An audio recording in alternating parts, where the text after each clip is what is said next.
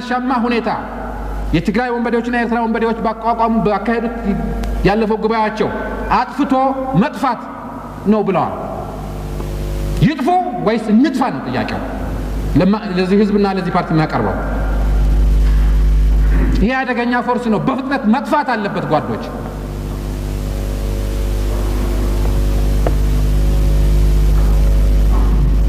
እስካሁን ድረስ በዚህ አቅጣጫ ብዙ ትግል ተደርጓል ብንልም ቅሉ ከጉዳዩ አሳሳቢነትና ከነኚህ ወገኖች መሰሪ አቋም አንፃር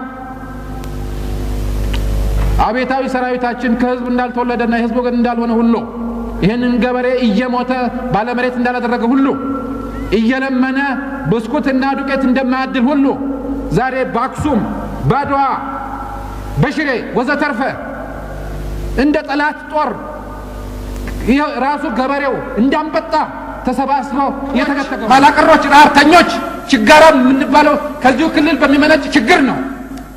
በተቀረው ኢትዮጵያ የለም። ደብረውናል። ብታምኑም ባታምኑም በቁም ሞተናል። ውይይት ነው? ሰላማዊ ሰልፍ ነው ወይንስ እንደ ወያኔ ወጣቶች ታጥቃችሁ ወያኔ ከደቡብ ወሎና ከሰሜን ሸዋ እንዳይወጣ አድርገን አይቀጥቁጥ አቀጠን ለሚቀጥለው ትውልድ ትምህርት ሰጥተን እንደገና ለምሳሌ እንማር እንችላለን።